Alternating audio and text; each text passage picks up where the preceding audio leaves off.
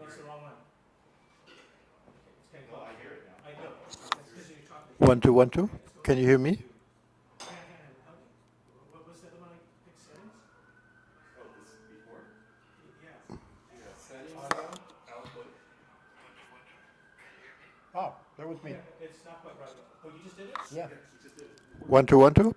This is Jörg, broadcasting live from San Francisco. It's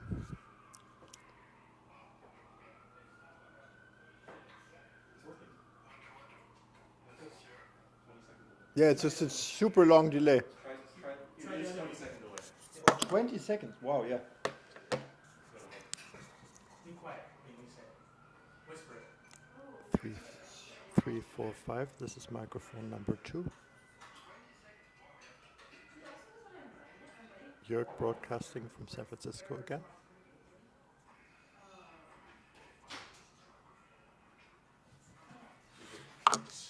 Yay!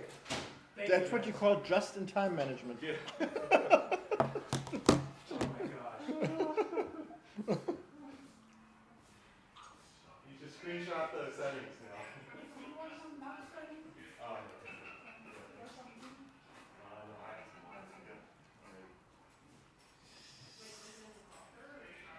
All right, so we'll have to make an announcement now because we're going live now, right? In 1 minute. Isn't this turning on automatically, or? I'm leaving it on. I don't want to touch it. No, but so is it live now? Mm-hmm. Okay. So where should I stand to do the You should turn down. You have to sit here, Binab. You should sit here, or you can stand if you prefer to stand. Then you stand in front of the table because that's where the camera is. Okay, so like here. Turn down your audio over there. I'm trying. What's my phone?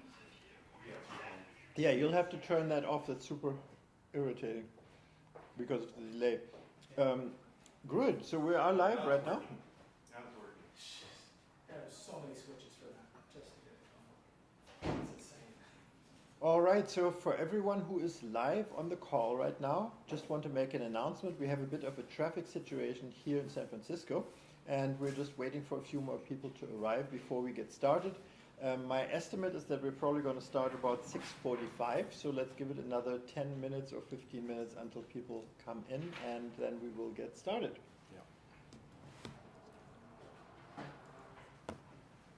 So it's 6:30 right now. Yeah, that's why I just made the announcement. Should we turn off the mics until then, or better not to touch anything? I won't touch it. 4 live viewers on right now.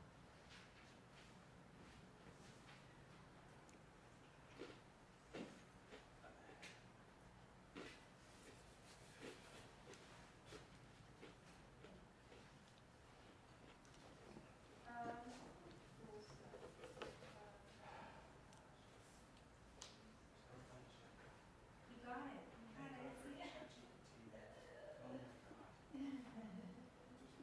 Help you the last minute there.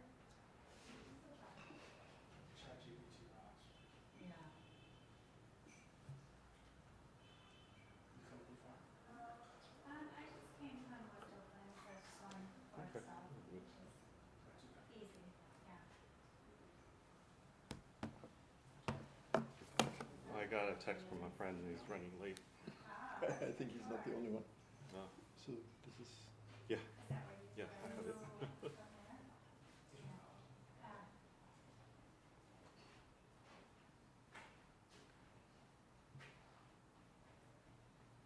Yes, everything in the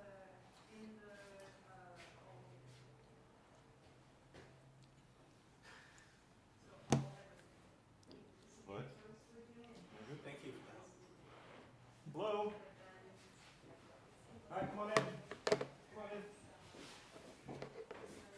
Grab a name tag over here. Sorry. Yeah. We're dealing with a bit of traffic and everything. Kind of crazy outside.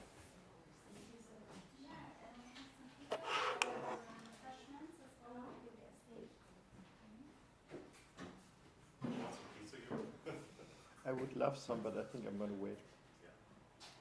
You know what? On the other hand, now is probably the best time to do it.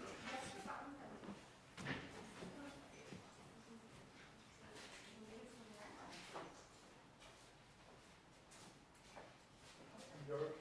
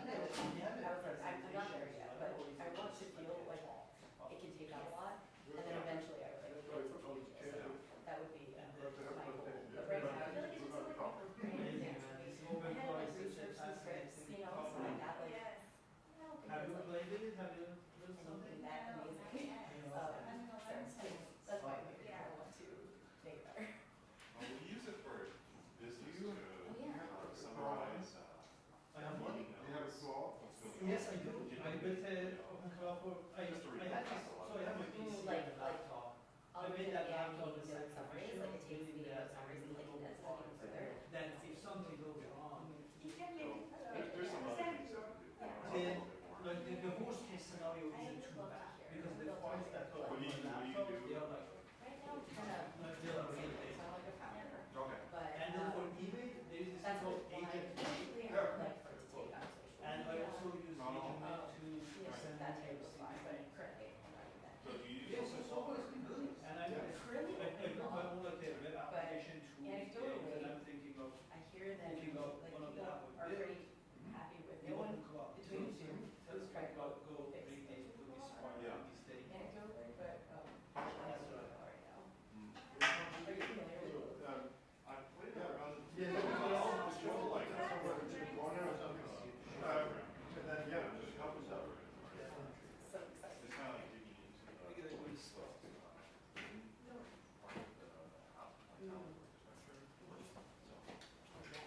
Yes, please. So I've done the We exact same have thing for her. soft drinks, and then there's beer and water, and all different kinds of pizzas, and I would love to, yeah, So what's the, see what's going on. okay, what One are of, the worst I guess one of the other things, so right now I'm looking at, they so can one of tell the you other that, I'm ones, just helping, so I'm you just helping with the snack. so like I created a bunch of tests.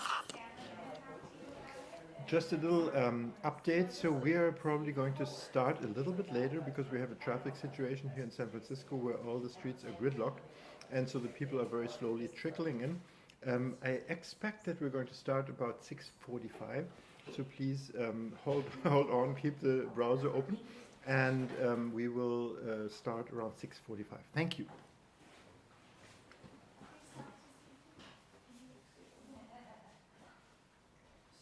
Hi, I'm Sam.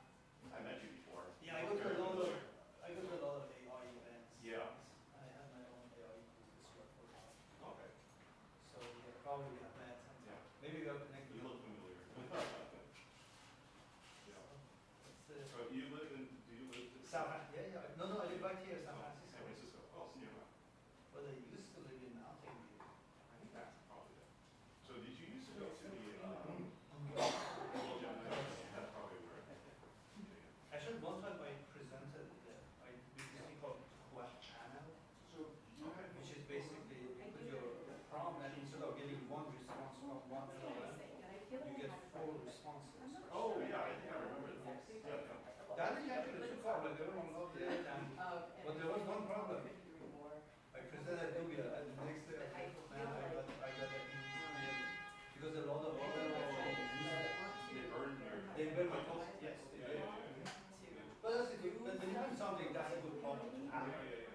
So that was why. So you moved from South right now, Francisco? I used to live in Mountain View, just 2 or 3 months ago, I moved to San I have Francisco. it doing like. How are you based out of San Francisco? How often? And I Oh. also Yeah. have, I also have. Yeah, I think if you're into AI, so South Bay is more like established. You know what? It's a different group of people south. So Well, they're more. eventually, I think eventually I would like to, but There are more More family, family. more family. People with family kids, they got school children. so far, I'm not so convinced that They this is. tend to be more senior, I feel. I had In the the same south. experience. Or events in the south.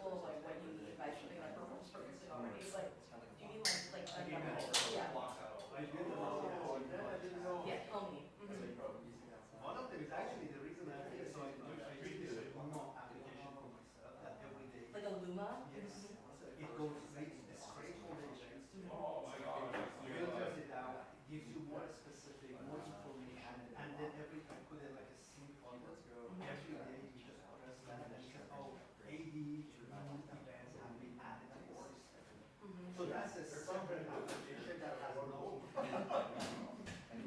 You already have that, like, Yes, it's just, it's exactly. constantly, daily refreshing. Yes. And does it like score the applicability to you? Oh. Is that how it decides, like, oh, you know, you're interested in this, Yeah. like, you might be interested in this one? Others are. That's easy to implement, but you define certain criteria, for example, in the event, if they suggested give for a score given to 1.3, maybe that might be Chris.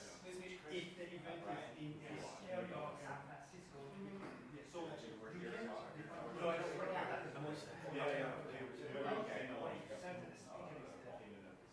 And then all those events that I listed, so you broadcast flags and 6 hours. That's so, I have like, one of the things I have a book club is finding AI that suggests. So I'm kind of loosely doing that, but it's not really. Wait, I haven't like, at all saying whether or not like these are relevant to me. I have no idea like 79 or are. Like all these things, whatever they are. It helps, like, you know, like, the basic, And how do you now, rate the experience, or you have to, or is it just not so So the way that I currently have it done is I have it like daily send me 10 events. screenshots and like throw it in. And like right? so, Be like, I just like, I have it That was like a on my, game changer. Like a year ago, you couldn't do that. and one of the threads was, and so it was like, go scrape events, and then like send them. and then you go to this one, oh, Which one? or you go to this one. To this one, and then I'll just like single list, click on it, and be like, oh, you know what, these 9 of them, like I'm not gonna go into, but like, there are, I will say, like I haven't optimized it, like, and there are duplicates, right, like there's like, other things that I'm like, that's in Boston, I'm not gonna go to that, like, or I'm not gonna. There is going to be a problem Yeah. in the bigger You have enough problem as processing power to throw it at 11. what if Oh, wow. Oh, concurrent 3. what if Okay, only 3. that it doesn't get So that means the others all dropped off? or? No, there's 17 viewers. Let me, I just hit reload. Just to take They're one. not being scored from me. so if There. There's 2 people on there. so I can just say just for I can for now you know what I like Yeah, 10 times what we can jump relative. Yeah. like on the. and then filter based on my criteria and then sort so basically running next because I'm so that's the spiders version. Big ones. Yeah, I'm not gonna say like green. Wow. I guess like So I like, it's really weird, so it's, but I guess, okay, not so, it is so that it strips everything, everything. But what if it's an event that's not, oh like, you know, like what if it's like through some other way?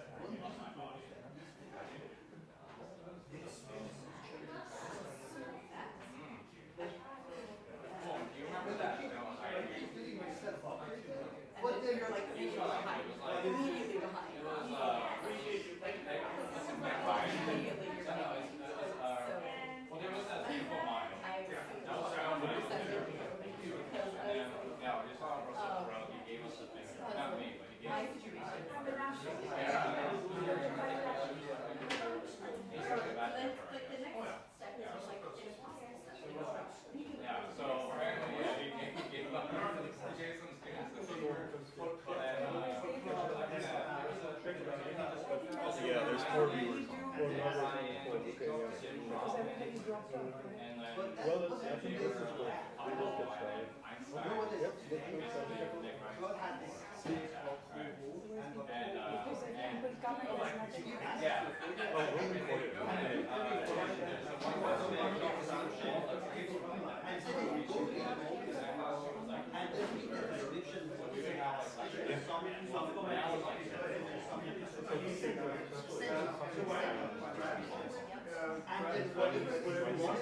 He's actually on there right now.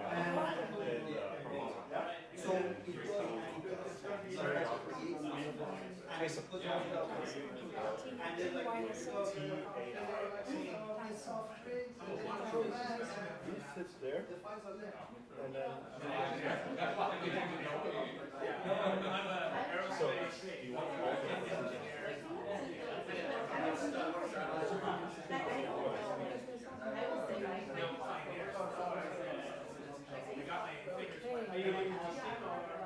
What are you guys gonna talk about today?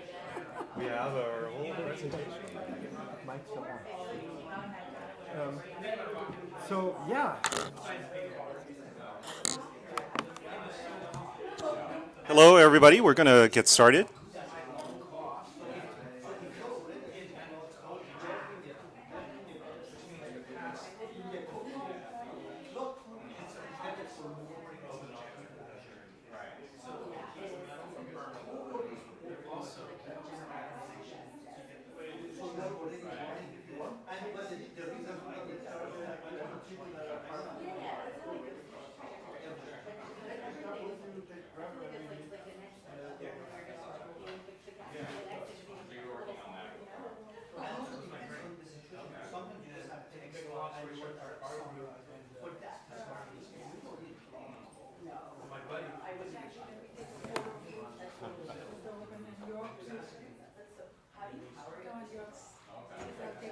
Because the video is one thing, it's nice.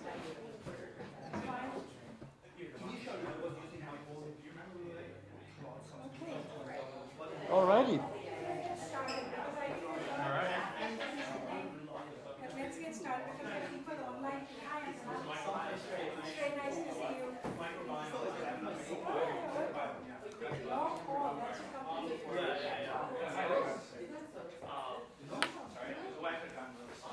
So you guys are in San Francisco? Always appreciate it. Saying OpenClaw. All right. Did you learn about this through the Discord? No, through Luma. Oh, Luma. Okay. I think there's, I don't know which organization it is, but I think they attended to the events we get invites. Yeah. So just go one of those. Oh, nice. Nice. All right, guys. Let's get started. All right, everybody, let's sit down. Let's get started. Just want to introduce you all to Benashe Irani, the founder of West Coast Consulting Group. And Right. yeah, let's just go. We have a bunch of people online. Thank you, everybody, for joining us. This is the start of our first user conference in San Francisco. And yeah, let's do it. Okay, thank you, Jörg. So I'm going to talk a little bit about West Coast Consulting Group. We are based in San Francisco, and we started in 2004, and we came out of KPMG Consulting, and we all were traveling so much, we said we'd name our company West Coast, so we focus on the West Coast. And so we kind of started going to Mark Benioff's user conferences. There was not much happening there, but he used to have these great events at the Palace Hotel, so we always went there at lunchtime. And so we got focused on the cloud, and we focused on Salesforce. And now we are kind of changing a bit of our gears and saying, hey, there's this whole AI revolution. I mean, I'm calling it a revolution because it is. So that's what we are focusing on now.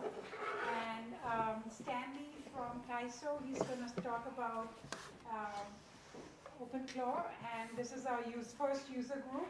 And Jörg Rothenberg from our team, and he joined us from Sandbox AQ, so he's going to be also talking about AI and OpenClaw and everything else. Got it. Thank you, everybody. Yeah, thanks for coming. Good. Thank you. Thanks for coming. I know there's a lot of traffic and everything else out there, and yeah, definitely. So. All right. So just to give you a quick idea what we're going to do. So Stanley and I both are going to give about like a 10-minute presentation each. We're going to talk about some of the work that we've done. And Stanley has created like a poster that he wants to talk about the architecture. After that, we're going to slide right into what we call magical moments. So that was actually an idea of Stanley to say, hey, we'll go around the room. You guys all have ideas. You have done stuff and so on. Tell us a little bit about those things that are outstanding, where you're like, wow, this was a great experience. This was something that I really liked, and that's why I actually want to work with OpenClaw. So that's just one thing to get involved. And then we can just take it free form and see what else happens. Yeah, the other thing that I think we want to do is to be able to, over time, build a community to kind of get everybody together and communicate with one another about things that they're experiencing, the things that they're doing, challenges, etc. I guess I'm the first speaker to kind of kick things off, but we would love to get speakers from the audience, right? Your experiences, we'd like to kind of dig down deep into it. It's like really about a user group meeting. So how can we get more users involved in here? And so one of the things that we talked about as well, so today we're not going to do that because we don't have it yet, but we would love, for example, if you have done something really cool, you know, let us know up front, and then we can have you do a little demo and show what awesome stuff your claw is able to do. Okay. All right. So we're going to go into, I'm going to go through a quick presentation, so just to kind of get everybody familiar with what OpenClaw is and kind of more opening up the covers of what OpenClaw is inside, right? And so just in general, just to kind of level set for everybody, over the past 3 years, there's been a momentous amount of change, right? So we started off in chatbots in long ago in 2023. Right? So today is 2026, so that's only 3 years ago, right? And then fast forward to 2024, people were talking about Zapier and N8N and wiring things up together and making decisions and things like that. So it's all about, previously it's all about answering your questions, but then it becomes about running a script. Okay, so step 1, step 2, step 3. Make a slight decision here and there, and then moving on to the next thing. And so when you talk about agents, we're at the age of agents, where things like Claude Code, Cowork, OpenClaw, Codex, Hermes, etc. It's all about deciding, right? The AI decides what's next. Take actions on the things. So over time, and then. Once it gets kicked off, if you go from this side from the triggers, so some sort of consumer action happens, a scheduled event, a webhook, or some sort of heartbeat that happens from one side, and then it goes. The AI basically goes into a loop, right? It observes what's happening, tries to figure out what's going on. It tries to decide what to do, and then it goes and takes an action there. Then it also can decide to stop, or hey, I don't know what's going on. I'm going to ask the humans for some information. There's also so the start thing is really around the traditional way, which is very rigid, to one that you give the agent a bunch of tools and a bunch of guidelines and skills and other types of things to kind of move forward there, right? So the cool thing about OpenClaw, why it's really cool, is the fact that it's where you interact with information, right? And I'll show more about that. And it also kind of brings together many LLM models together. So you're able to kind of look at information and other things and leverage off of different types of models.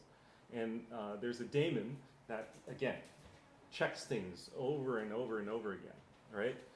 So why it's different, it's very local. You can have it on your own machine. If you have a powerful enough machine, there was a run on Mac Studios where people wanted to run their own LLMs on their own machine. It meets you where you are. Again, the channels, and you're never locked into it, and it's always on, capable.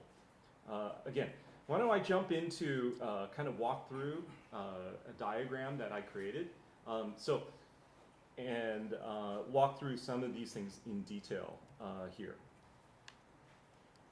Okay, so, and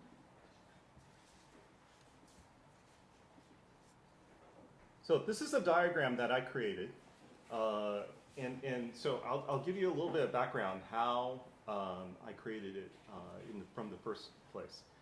I used Claude Code and basically had it when I started doing this when the 1 million context window came out on Claude Code. And I said, oh my gosh, wow, I used to only have like a 200K window, now it's a 1 million. So what I did was I told Claude to go into a GitHub and read the source code and understand the source code from top to bottom. And then generate, first, number one, to generate an analysis of all the workflows and all the things that are going on. And then the second thing is to then draw up a architectural review. I had an earlier version that was more rough, and ever since then, this has been about 3 months now. Ever since then, I've been writing, doing snapshots of this, right? Every time there's a new release, I wanted to kind of see what's changed, right, from one release versus another. So at the top, what you see are entry points. As we discussed earlier, these are all the connection points that people can connect with to interact with your OpenClaw, right? Through Discord, Telegram, WhatsApp, Signal, etc.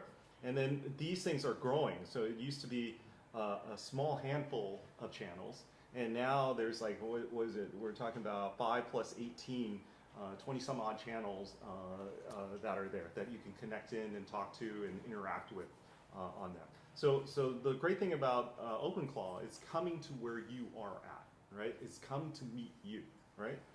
And then the next thing is once that, again, remember going back to that agentic model, there's some input that's happening, and then that loop is trying to figure out what's coming in and saying like a heartbeat, like what's coming over, right? And so that goes into like a runtime that you see here, where it goes through the session and it steers the information, and then also accesses these tools that are there. So there are tools such as like a plugin registry, access to APIs, and other tools as you configure it. And also there are protections around it, like a sandbox policy, things that are quarantined.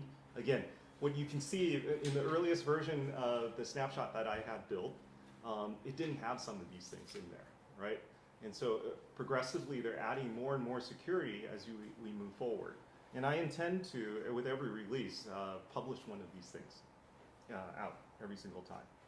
And then within here, there's also things like tasks, talk voice, and all of these other skills that are also added within here, there. It can also reach out and talk to other agents and communicate with other agents, such as like OpenClaw, Codex, Claude CLI, and the ACP. And it can also plug in to different plugins and other types of things. And of course, all of this stuff is running on top of Node, SQLite, and there's a sandbox and other types of things associated with it. Of course, there's different forks. NemoClaw is a good example where NVIDIA is bringing their sandbox into the whole space there, okay? And then access to these external surfaces, like connection to speech, like 11 Labs and DeepGram, and then also media generation. Again, plugging into more and more tools, doing more and more things within there. And then over here, these are the data flows. I find this very interesting, where these data flows are kind of showing how the turn-by-turn works, how the model fails over, and then also the inbound messaging works within the whole thing. And then down below at the end are the technology stack that's used to put all of this together there. Okay. So any questions? So you said with every new release, every new version, you kind of make a snapshot of how is this different from the previous version? Yeah. don't we have a file called changelog? Yes, of course. And how does your results compare to the I'm a very visual person, so it helps me. I think a lot of times, especially in AI, you know, we want to put together a presentation in HTML or Markdown. That's really for the humans, right? The machine, It's a better of course, presentation. yeah. And Yeah. the idea that you said you got the whole OpenClaw documentation Right. and then give it to your AI. There is a specific, recently a lot of tools have a specific version for LLM. So you can search for OpenClaw LLM full text. Yeah. That is a doc that is optimized for OpenClaw. And it is basically the same thing, but it looks different from what it is presented to human. And it is much faster, it is more Right. machine readable. Right. So it doesn't have to deal with the messy stuff of the human in presenting it. Yes. Yes. Absolutely. Cool. Any other questions around that? All right. Awesome. Let's go back here. All right. So again, we've had a lot of feedback from people on how to set up OpenClaw. So it's a simple npm install, one single line in Unix. I think some of you guys have already done this, or you can onboard it. That installs the daemon and talk to it as well as that. So for those of you guys that want a copy of this document, you can, use the QR code, or we can do it afterwards. And definitely happy. We'll send out email with the link to it. We'll do a follow-up email with you, Yeah. so you don't have to worry about it. Yeah. Yeah. Awesome. All right. Yeah. Any other questions? And happy to answer any questions. Very cool. That was awesome. Thank you for doing Yeah. that.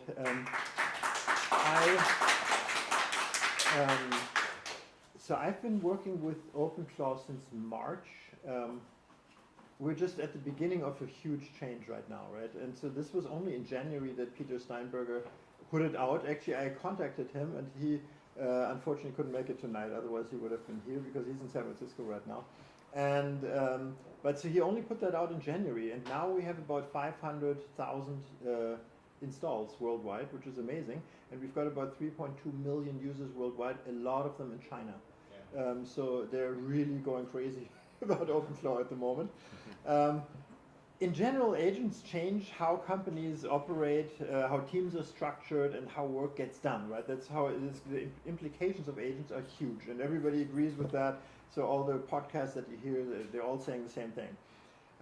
I don't know if you've heard that, but just recently the Sheikh of Dubai has decreed that 50% of his government is going to be run by AI agents in the next 2 years. Think about that, right? That's huge. What a decision, and how impactful that is.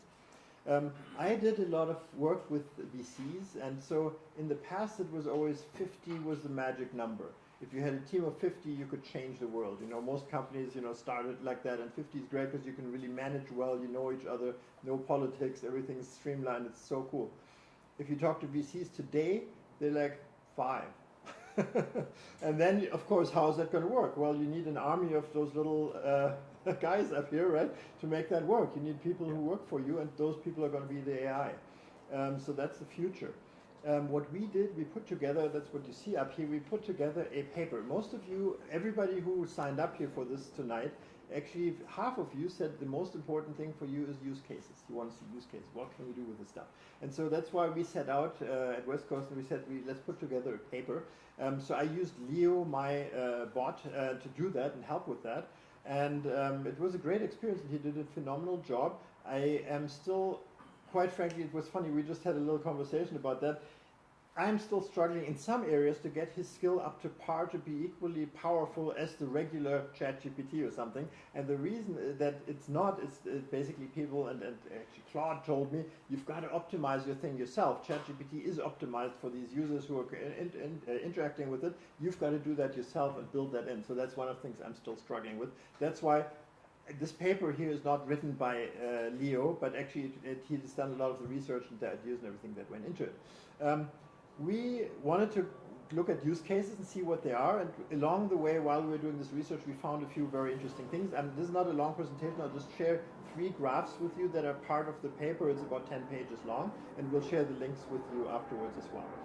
So what we found is the near future, there's going to be 2 distinct paths for agent adoption. One is for the large and small and companies that are really established, and that's what we call agent retrofit. So you go in there, you look at the existing processes, and these are legacy systems that are there already, right? They've got their Salesforce, they've got their Oracle or whatever set up, and they don't want to throw that away, they want to keep going, right? Because they have revenue that's depending on it, so they want to optimize that. So they're deploying agents around that. These are human-designed workflows. The agents are layered around tasks of these workflows, and the main idea is they want to get efficiency gains. So the agents are added to these existing workflows. The typical characteristics of that is, for them, most important is governance. They don't want the agents to go rogue and do crazy things, right? That's the biggest worry that they all have.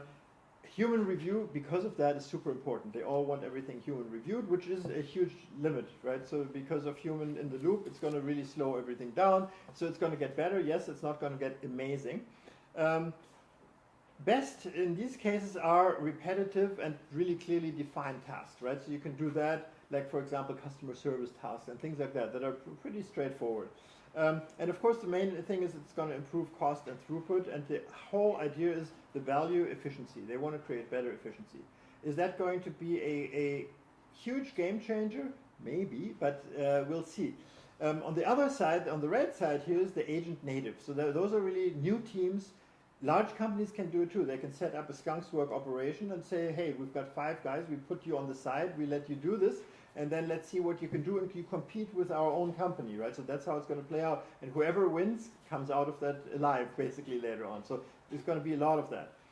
But if you're just like a solopreneur, if you have a small team or something, the world is yours. You can do whatever you like. And what these small teams are going to do, they're going to look at companies and going to see where do they make a lot of money, where's a lot of overhead, and they're going to go for it. And they're going to try to take that away from these big companies. And that's what's going to happen very soon. So the characteristics here are, so this is agent first, right? So it's not around the humans, but it's built around the agents, the processes. It's outcome-based delivery. That's very important. So traditional vendors, as you all know, right? Oracle, Salesforce, SAP, and so on, they are charging per seat for access. They're charging for access. Now these new companies, they don't need to do that. They can charge for outcomes. They can say, for a paper that I reviewed, or for a widget that I created, or something like that, that's what you're going to pay for. Sounds much better to the people who buy it, right? So actually it's a very good proposition. Small teams, high leverage, structural cost advantages, those guys are going to run circles around all the others who are still in business there. But that's basically the path of deployment for agents that's going to happen right now. And then we found there are 3 layers that define this agentic space. The first one is that layer that I just talked about. So there's like, for example, Microsoft Copilot or Salesforce Agentforce and so on. They're the optimizers who take existing processes and make them better. Layer 2 are the model platform agents. So those are the agents of OpenAI, of Anthropic, or of others who are in the market. They're creating their own agents. These are the intelligence sources, right? So that's where the intelligence comes from. And the third layer is what we're here to talk about right now, and that's, you can call it the harness, although that's a little bit of a small word for that because it's actually a lot more than that. That's really where OpenClaw and Hermes Agent and others are playing, and they're really the orchestration units, and they do scheduling and they do other things to really make it all work. So basically this is really where, what did I say, how intelligence becomes durable work. So those are the 3 layers that, and most companies will have to deal with all 3 of these layers. Some of them will only deal with the second and the third. Make sense so far? So now here comes the main part. That's what we really were looking to do. These are classes of, or categories of different use cases. And so these are just the top ones. There's a lot more. But these are the ones that we kind of wanted to talk about. So what you see here is business impact on the x-axis. So x-axis is workflow structure, and the workflow structure shows how repeatable, observable, and governable the work is. So that means, is it repeatable and governable and so on. So then it's kind of on the high side of the x-axis. On the y-axis is business impact, which is money. Right, so that's just how much is this going to do for me. And you can see the two leaders here. Obviously, software engineering, a lot of work has been done there already, so that's clearly a good case. But security operations are very much taking advantage of agents right now. So there's a lot of very good work being done in that space. So on the top left corner is where the stuff is that's ready. So you have security operations, customer service, finance and accounts payable operations, stuff like that. That's ripe for the picking. You can start there right away. You don't have to worry about it. On the lower right corner, you see there's two things in there. Browser-based task execution. So it's basically the AI going into your screens and into your forms and filling them out and working with another software or something like that.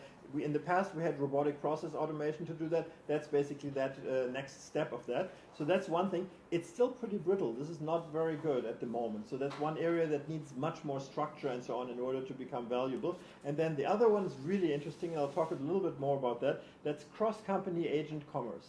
So that means two agents talking to each other from different companies and negotiating something. Now that is really cool. We're not there yet. So that could be like 6 months to 1 year or something before that really happens. But I'll talk about a few use cases I found in these categories that I found very compelling. Software engineering, I won't spend much time because, of course, you think it'll write code, but you can also create documentation, analyze failed builds, be the memory of a project. That actually sounds trivial, but hey, what happened when you made this decision? You know, why is this like that and so on? You can have the agent actually take care of that. That's pretty neat. Now on the revenue ops side, or what used to be called sales, revenue ops, you can do some really cool things. I'm a marketing guy myself, right? So for me, there's a lot of cool stuff in there. For example, prospect research. Find the right people that I want to sell to. Do account briefings before I meet with a new customer or something like that.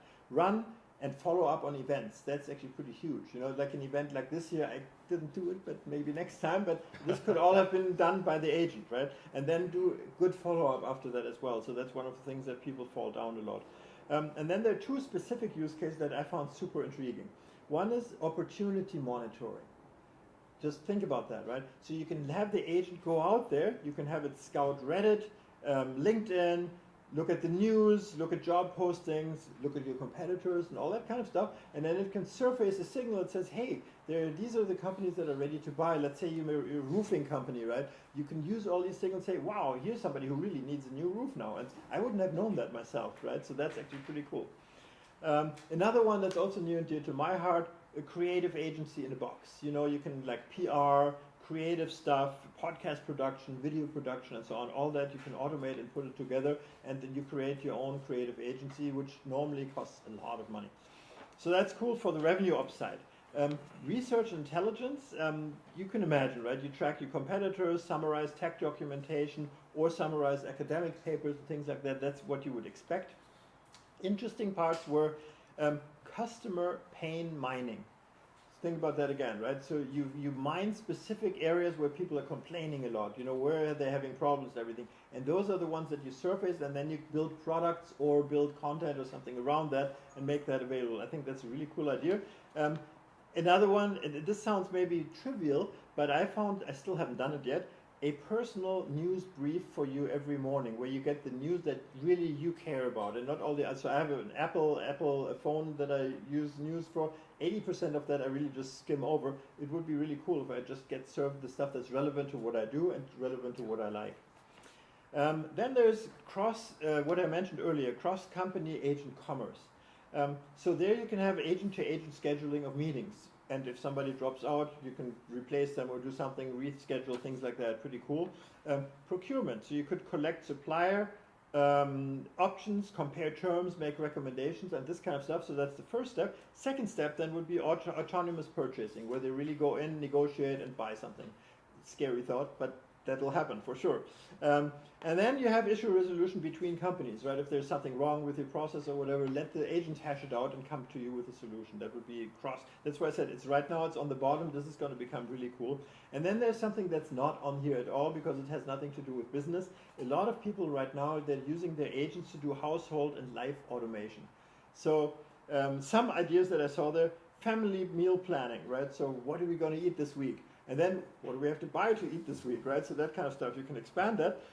Where are we going to go on vacation? Do a travel planner, book flights and stuff. So that's all the usual stuff. What I found, there was one application that I found pretty interesting.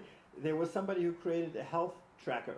And so that person had one of these rings, you know, the health rings, and so he had hacked into the API of that. And so then this application that he created with his AI would track every day how much he sleeps, if there are any signs of any unwellness and stuff like that. And then it would put together a playlist for him for that day. Every day he would get a nice playlist to listen to music and everything, but it would also do a meditation guide for him for that day.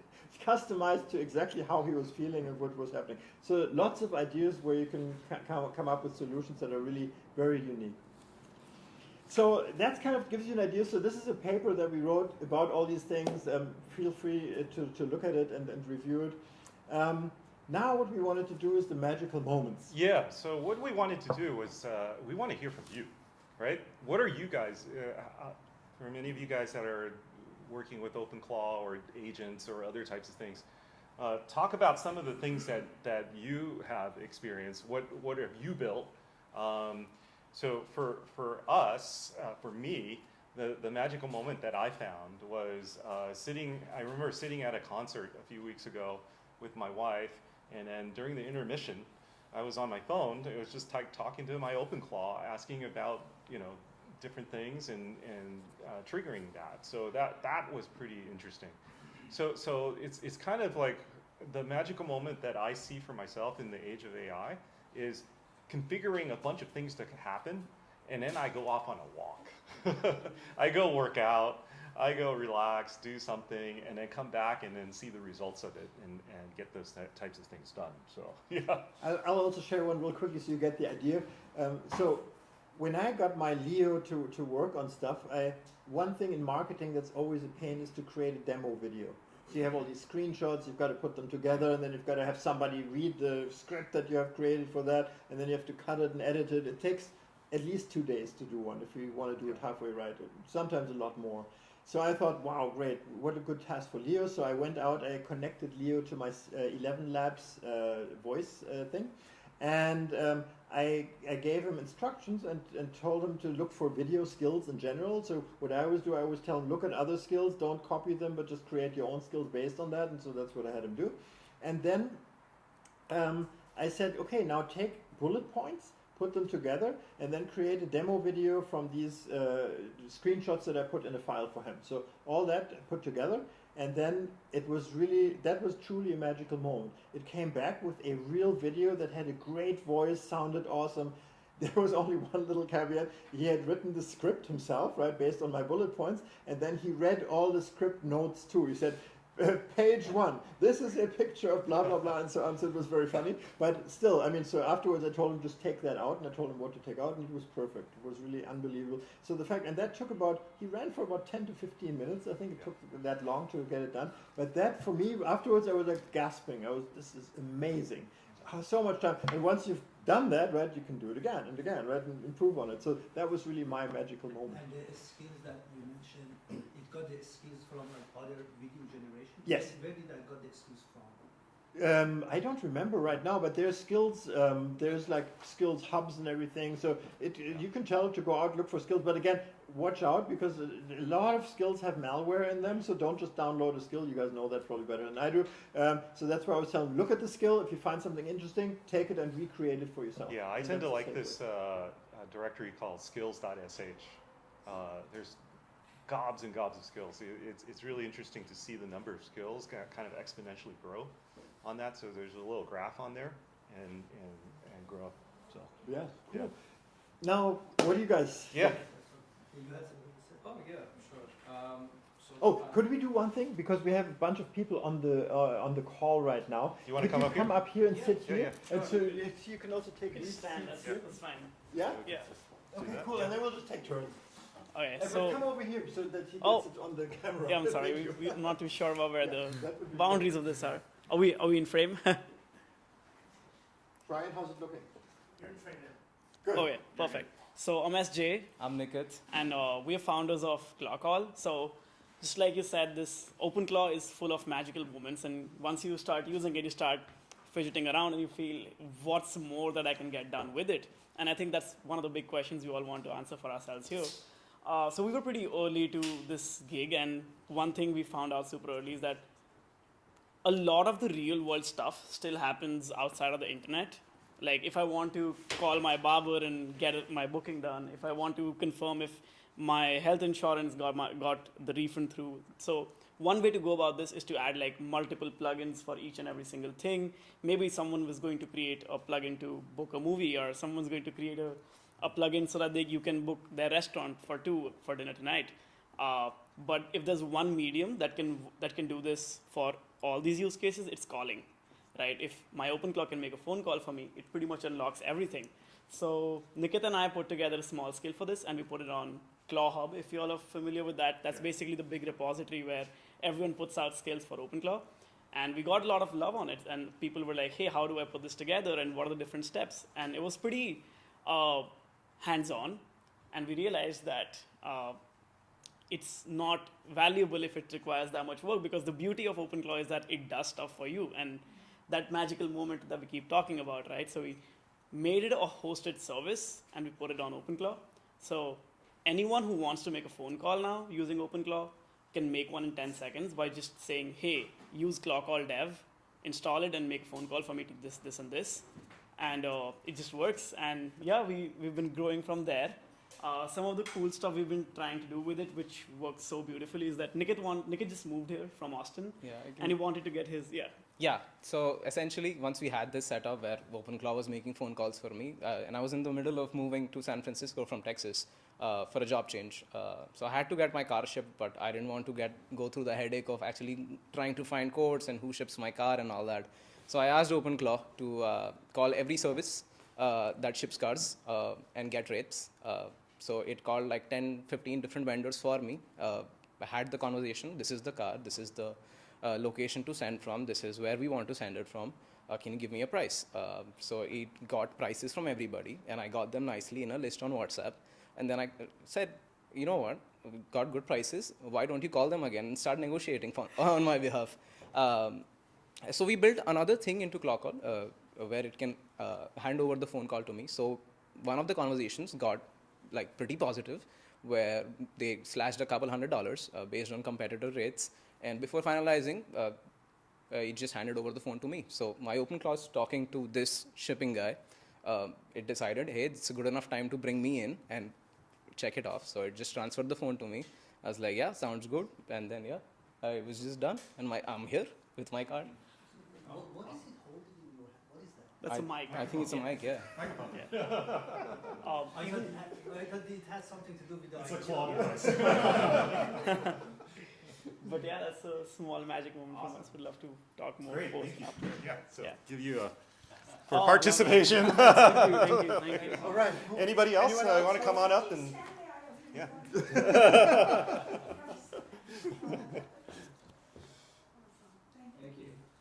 Anybody else have some claw things that they've been doing? Chris, you want to come up? Come on up, Chris. Okay.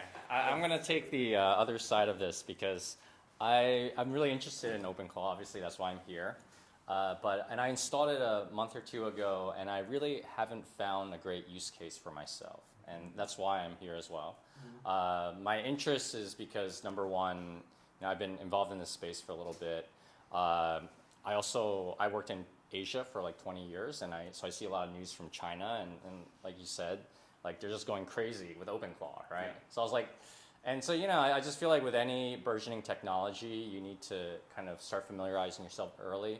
Sometimes, depending on your use case, it may not be where you want to be, where you want it to be, but there's like these exponential growths. So even just being familiar is still important. For me though, like where I would say broadly where my mind got blown by agents as a whole is, so less with OpenClaw. My use cases are a little bit more specific. My background was in finance. I was a macro trader. And I also invest in a lot of different public-private assets, and I worked on some other projects as well. So for me, I really like to get into the weeds of things, and So there's two cases where I've been building agents for. One is, I guess I can be a little obsessive. So my wife and I cook for our dog. But the thing I guess, without boring you all too much, is that when you cook for a dog, it's not like cooking for a human. We eat different meals every day. So it's not that hard to get a balanced meal. Although I'm not totally sure about that for a lot of people. But for a dog, if you feed it the same thing every day, which is what you do, you need to make sure it has a correct not just macronutrient, but micronutrient balance. So I scoured through, I use coding agents to scour through, do all the research, find all these papers, then map out the micronutrients. And then I create a pretty simple Python script that does a solving for constrained boundary, right? Okay, I need to match these different micronutrient requirements, but I can't go over this much calories, and I want to use these ingredients because these are the ingredients that I can buy from Trader Joe's and Costco. And it's a simple problem in theory, but it's actually kind of difficult, especially if you have the tool, you can verify. So I'm not too worried about hallucinations, but to sort of reiterate, okay, now try this combo, try that combo. I create an agent that can do that, and that saved me so much time. And then the other thing I do is because I was a trader, I started. This is something I've been working on recently, so still work in progress. But I trade a lot of options, and but the way that I traded professionally is very different than you trade as a retail trader, right? Professional traders at banks and hedge funds, and they don't tell you this, but they actually mainly make their money from small disparities, small spreads. So it's very high risk adjustment. But you can't do that as an individual because you can't get leverage, right? You could do it and you make $5 a day, right? So, which is not going to help you in San Francisco. So for me, I have different option strategies, and I have kind of a workflow in my head of how it works. But there is a lot of manual toying around, picking these expiries and then these strikes, and then looking at it in my head, and I have kind of mental models on it. But it's a real hassle. It takes a lot of work. And there's definitely opportunities that I miss because of that. So I created an agent that does all that screening for me. And it's pretty awesome because for me, what's great about the agents is that you give it the tools, and then that can kind of when you create the harness, you create boundaries of that it can operate in. I think a lot of people too who are using AI casually don't realize that, because their first introduction is to LLMs, and they just sometimes go crazy, right? But when you create these agents that have boundaries, it becomes so much more useful. Even when it messes up, it's still very useful. So I think that's where I'm at now. But yeah, I would love to hear how other people are using OpenClaw, and because I would love to incorporate it to my workflow.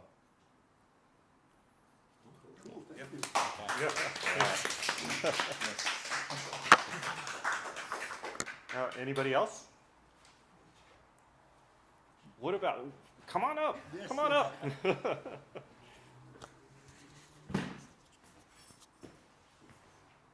All right, great event so far. Thank you for the opportunity. Absolutely.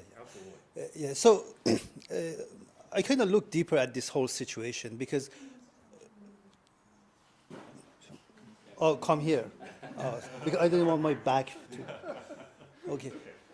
So I built my own web application and tools.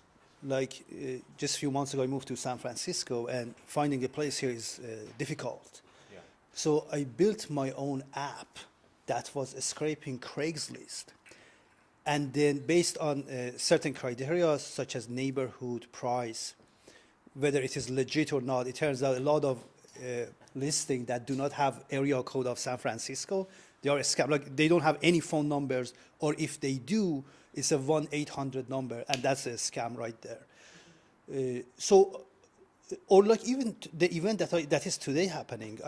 For Luma, I built my own app that scrapes every event every day, and there is a sync button. So it already says I already have 800 events, and then you click on sync, and it says, all right, 90 new events have been added to the database, and then you can filter and sort it and see which one you want to go, and that's how I end up in amazing events such as today, this one.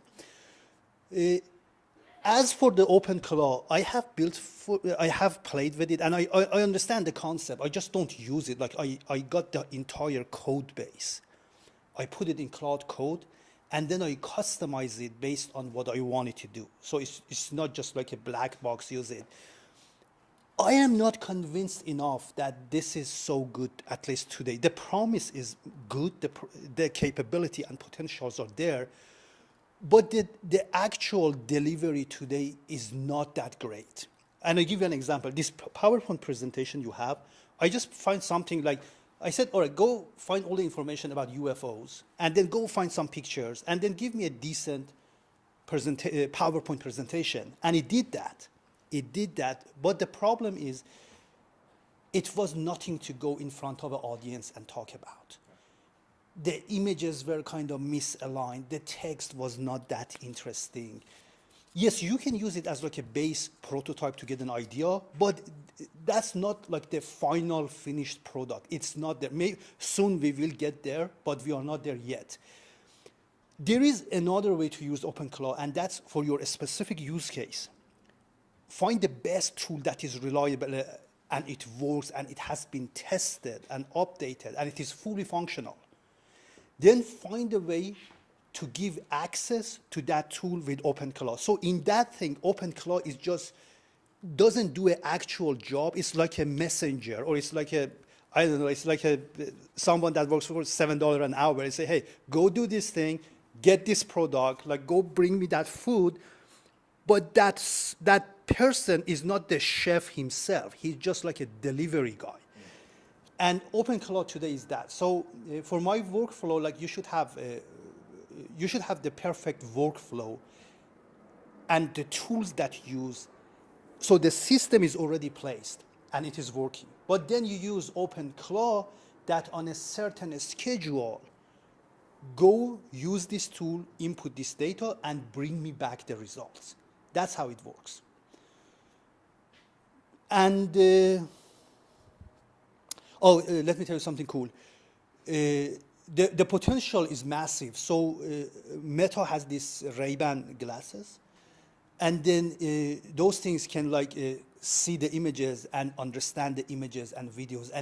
And one person actually did that. It took multiple tries to do it, but the situation was something, a part was broken under his car hood, and he had the Ray-Ban glasses, and he had Ray-Ban connected to his OpenClaw, which was connected to another LLM. So he just goes there, he just opens the hood, he describes the problem, and he just looks around, and all those transfer of information is happening, and OpenClaw actually gives him the exact diagnosis and the exact solution. So OpenClaw says, this part is broke based on the image I see. This part is broken, and you need to, this is the part that you can buy off Amazon.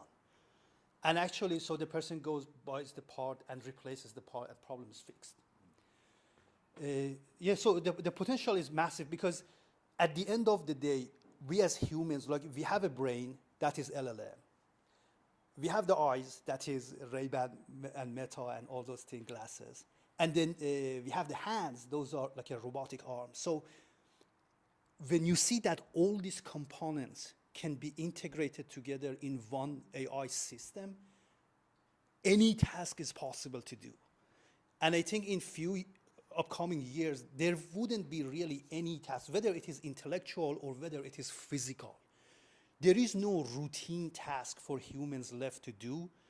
The only task that would be remaining for humans, it would be like creative type of work, or some type of like, I don't know, yoga and meditation and massage, something like a human factor in it. But the actual work, whether it is intellectual or physical, it would be done by these agentic systems. That's my take. Cool, thank you. Here you go. It's relevant what you say about OpenClaw, things that you can improve. But what do you think you can improve? Because you say you show the issues of it, all right? And what can we improve then? If you, by your perception of it, a second question: what makes you choose this event? But there are too many other events at the same moment. I want to know specifically why. Well, OpenClaw, right? It's a really interesting topic. Yeah, yeah. So I'm really interested in agentic systems, and even though it's not perfect today, but I thought if I come here, I learn something and share my information as well. So the second question was because of the topic, OpenClaw, and also the fact that there was pizza as well. That also, that also helped. But then the first question, that what could be improved? Reliability. I mean, I hear all these use cases that OpenClaw does this and does that. But when you actually sit down and you ask OpenClaw to do this, the result you're getting is not that good. Then how can you evaluate? Well,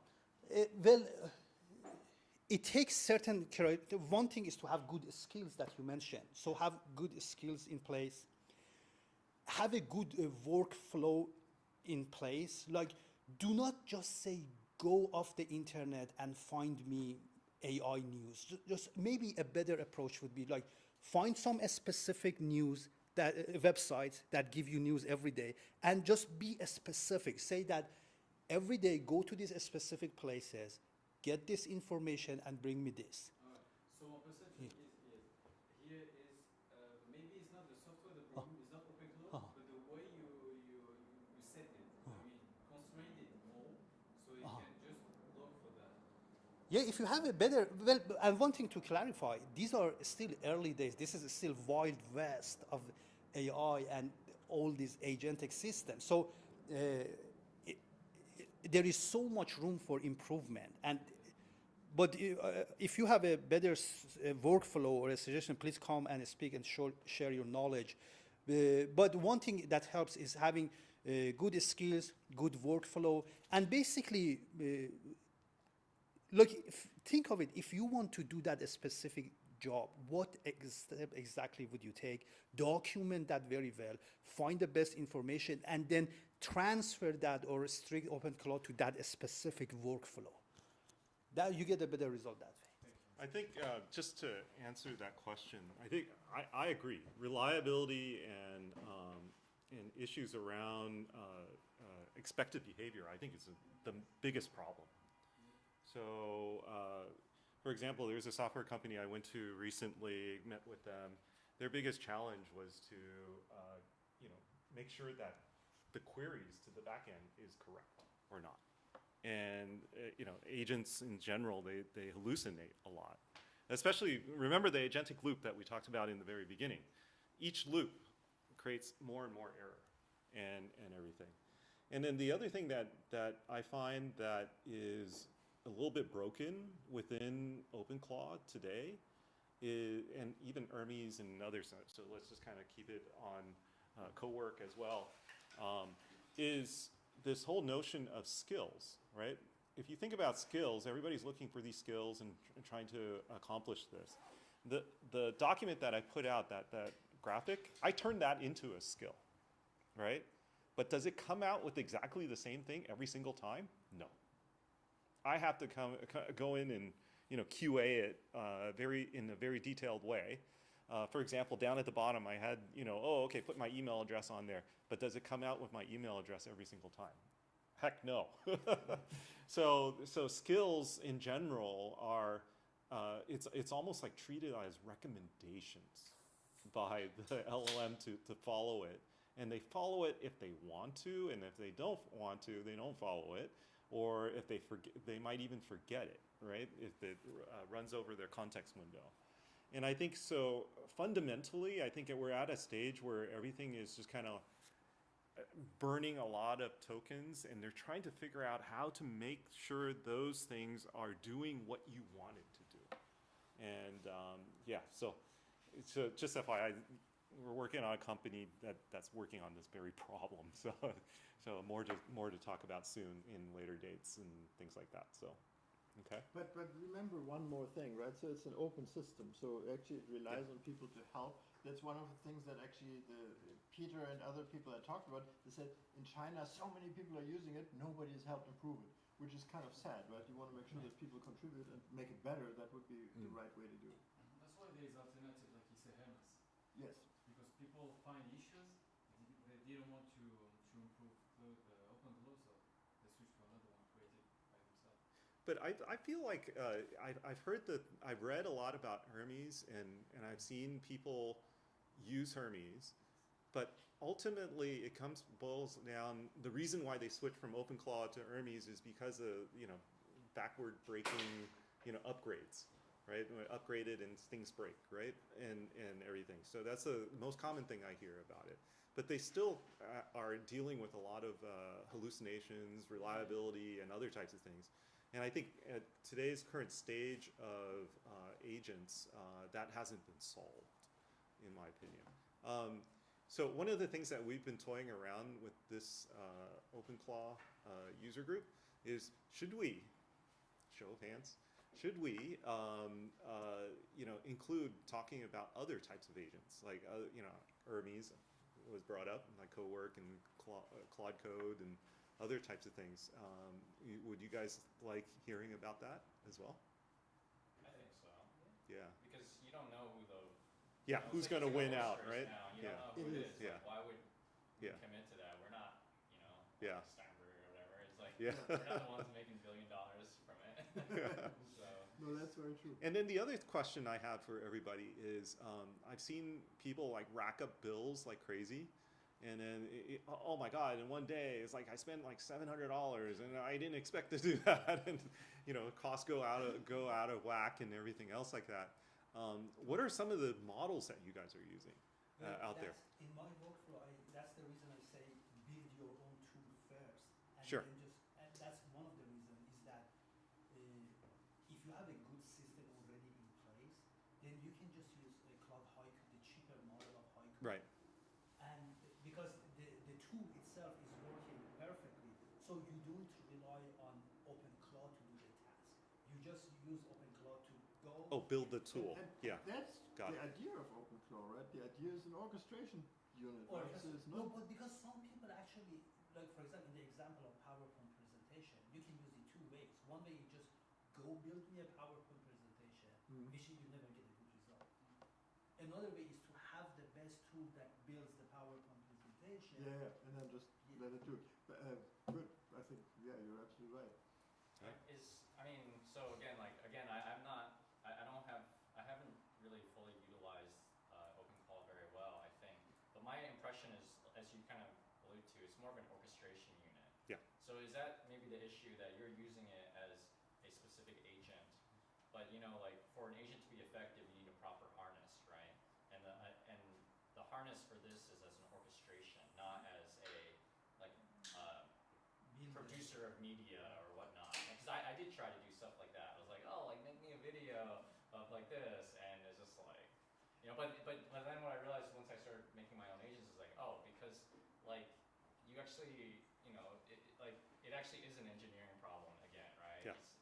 It's about how you use that API and you build around it to create something that's useful, right? That's where a lot of the real massaging and magic happens, right? At least at this point. And in my experience, if it is a task that you do frequently, always build your own system. Because once you build your own system, you can debug it, you can improve it, and every time it gets better and better. But if you just say OpenClaw, go do it this thing, it would do it, but kind of like a halfway, like not the highest quality. I guess the idea, I guess the idea though, from my understanding, is that you would not ask OpenClaw to do it. You would ask OpenClaw to your point, use this tool, right? Like use the Claude Call tool, right? and stuff like that, right? Because you just it's not really meant for that, and that's why I haven't had great use case, because like I don't have that much administrative stuff going on in my life. I don't have kids. I don't, I work at home, like so. Yeah, I got my dog, but like he's pretty easygoing.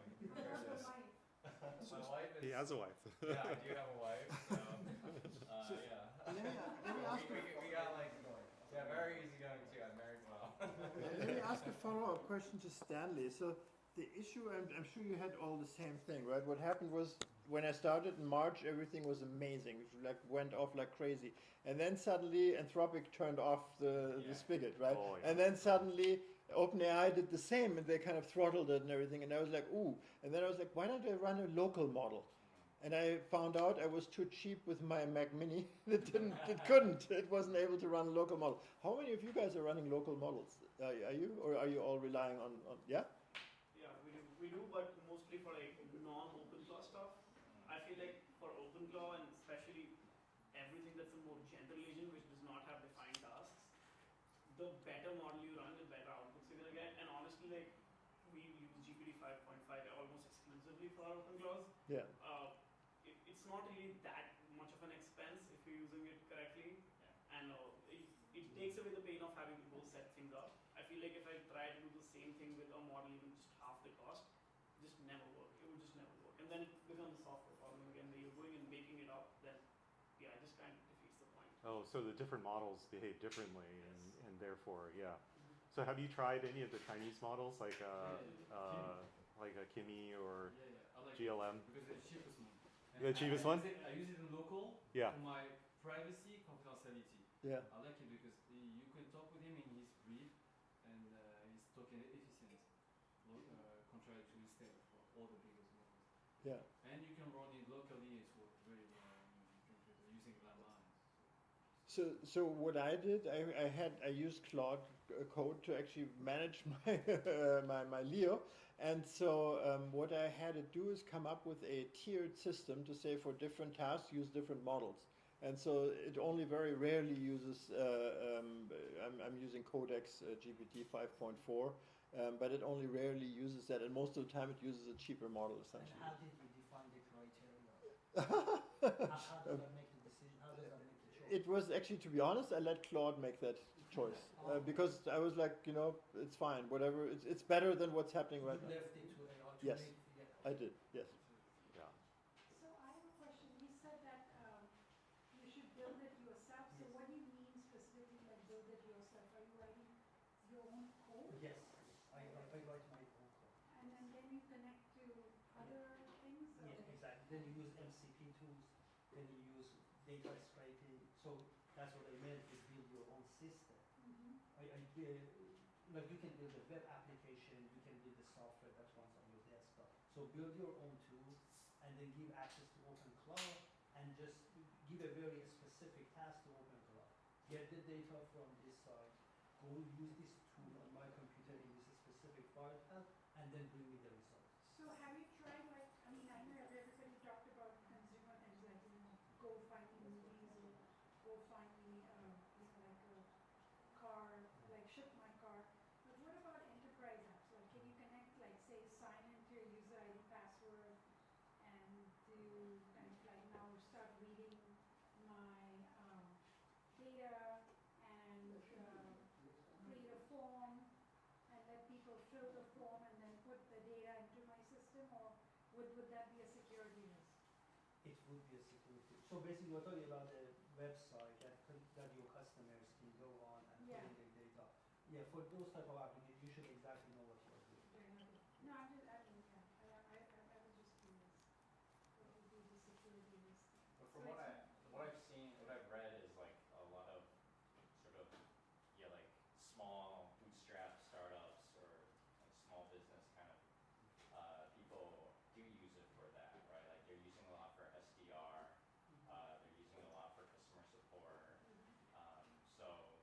And I think it makes sense in some ways, right? Like if you're starting from new, like you don't have as much reputation to risk, but then also each customer for a lot of these businesses is not like a huge customer, right? So of course nobody wants to screw up, but you screw up with like 3%, it's okay because you're saving like so much in headcount, right? So I think the risk analysis curve is like different for different enterprises. But if you go that road, other than risk like safety and security, there is also a problem on unreliability. Like if you have OpenClaw to do that for you, sometimes it works, sometimes it wouldn't. And then there is problem in like a specific submit form or so. I am not going to rely on OpenClaw to build a commercial tool that the customers are going to use. But you can do something else. Let's say you have an idea and you want to talk to investors, to VCs, and present your idea. And then you need like a prototype or you need an MVP. Maybe for that type of scenarios, you can use OpenClaw to build you something.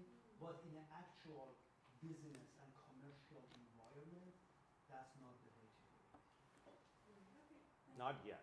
Not yet. Not yet, yeah. Maybe, yeah. So a lot of those reliability and issues, I think they need to be ironed out before I would trust it with a business like that, yeah.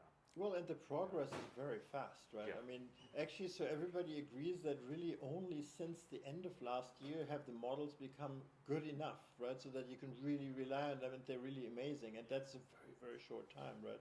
And so now, I mean, we're on this hockey stick part of the curve and it's going like crazy. So, I mean, basically, I just find every week there's as much news right now on the AI topic as used to be like in months and months before. Like every week you just have to try to keep up and know what's going on. It's very hard. So with that said, what are some of the topics that you guys want to hear about in future agent meetings? That new updates you mentioned, the visualization of the changes that for every Okay. update. So show us some of those. Okay, what the deltas are. Yes. Yeah. what the delta- Okay, that's good. Yes. That's good. What about demos from other people, like other types of agentic systems? Like my friend Brian at the back, he's built voice agents. So he's Mr. Voice Agent. So he's done a lot of that. And he can actually show that in future And you have iterations. some stuff you want to talk about? Yeah, definitely. But I don't have a demo. No, not the Next just time, next time. Yeah, but if you wanna. or just share your. Yeah, I can. Why not? Yeah. Do you want to? Yeah, Yes, sure, absolutely. come on up. Of course, that's what we do. Come on up. Thank you. Hi everyone, good afternoon. Thank you, Sam. Thank you, you too. It's a pleasure to be here. I want to discuss, I'm a PhD candidate at Polytechnique Montreal. I'm also engineer in embedded system for autonomous vehicles. I'm sorry, I'm not going to say OpenClaw, but I'm using Hermes. Oh, that's I'm sorry guys, I'm so sorry. I'm using it with Telegram and also iMessage. I use it mainly to monitor my training because I'm doing my thesis is based on a prediction trajectory of vehicles and road users, depending on the behaviors of road users. And every time I need my model to be the more efficient. So every time I want to see the result of my training. I want to change if it's not good, the learning rate, the batch, the epoch, and everything. Also focus only on the social instead of focusing on only one user. So that's how I'm using my agent. That means every time, training, something can get fast. You cannot know if it's going to finish in 6 hours, 8 hours. So I need to know every time when I'm out, before going to sleep, whenever I wake up. That's a life of a PhD candidate at the end. And so I asked him, where are we in the training? And if he told me, oh, it's finished, I tell him what the result. And then I told him, it's not that good. Try again, and try again. And that's what my life has been for the last 2 months. And now I'm just writing a new paper for WACV and AACCV, like the end of June and beginning of July.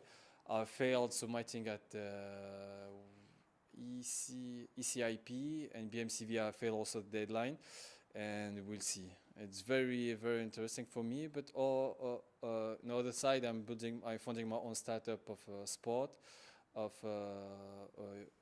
sport for running actually. But I'm not using neither agent. I'm just focusing on myself, on the need that I want to build my my application. Thank you, guys. All right. Thanks so much. Thank you. There you go. Yeah. Cool. All right. I guess that concludes. It's 8 o'clock Yeah. and we're done, so we can feel free to Have some hang food, out and yeah, have some and more then food. But thank chat you all. and This was everything. fantastic. We're very happy to have our first inaugural. Yes. I have one yeah. story to share. So, Sure. somebody just told me that they were actually at university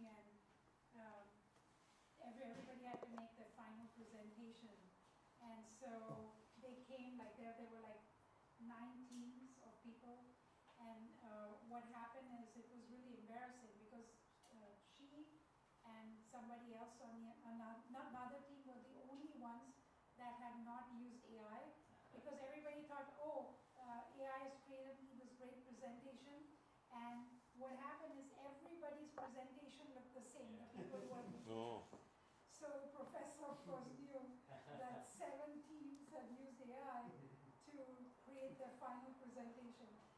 like Stanley's diagram also looks a lot like some of the diagrams that some of the people on our team kind of put together based on data, which of course we know is using AI, but it's kind of, I mean, I think like talking about infancy, I mean, everybody's PowerPoint is looking the same. It's not like you can say everybody's PowerPoints are going to look different, and there's creativity, and there's branding, and so that's missing.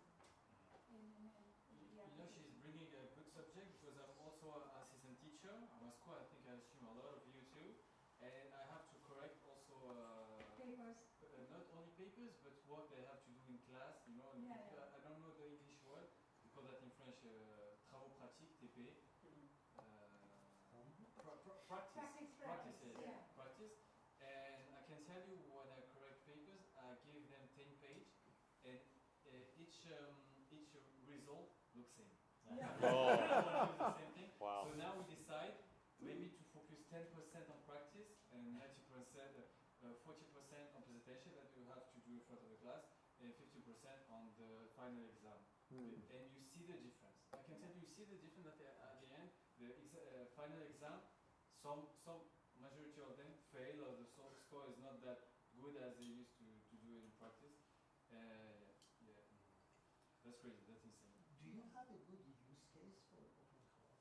Have you done? I mean, just monitoring my jobs, my trainings.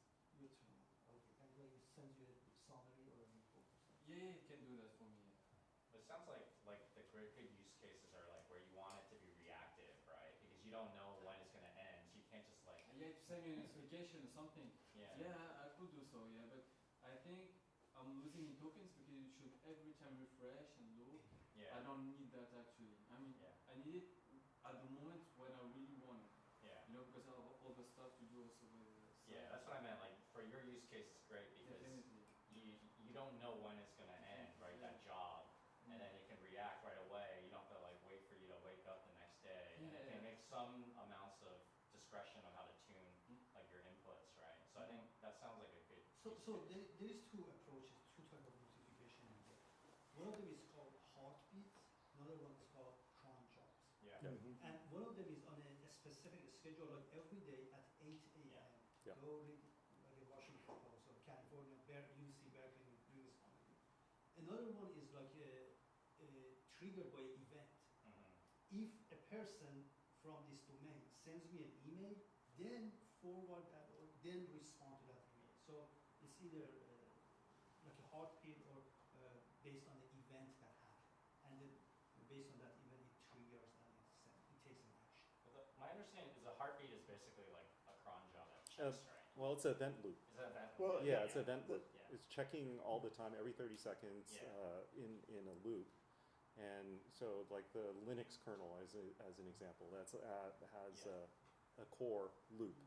So it's checking for input output, right? Well, also that is basically the thing that keeps its memory, right? The heartbeat is what kind of refreshes the memory. It says go there to look who you are, right? For example, that kind of thing. And so one of the issues I had, it consumed too much resources, so I extended the heartbeat and made it 2 hours instead of 30 minutes, for example. Because to save on tokens? Yeah. And question for you, when you restart the gateway, how long does it take for it to actually start and work? Very quick. But good point. So one of the things I experienced was all of the MD files were all over. It can only hold up to 10,000 context whatever bytes or whatever, and so they were always going over all the time. So I used Claude to say, okay, define ways to make sure that it always stays under 10,000 and make sure it doesn't, because that's what makes it very, very slow. So are you getting like, are we talking about 1 minute, 2 minutes? Like, geez, no. Are we talking about 1 minute, 1 minute. 1 minute or, about a minute, But I tried, because everything exploded, right, after a while, I said, okay, create new sub-agents, do that. Then at some point, the whole system just imploded, and it couldn't work anymore. And I was like, okay, I guess I've got to manage that myself. You can't let it happen. You just have to manage it yourself. And that's what I did, and I had to make sure I cut everything down. But of course, it's not as good of a system then, right? It's not as convenient and so on. So it costs you something to do that, right? So what I have done, I have the entire code base of OpenClaw.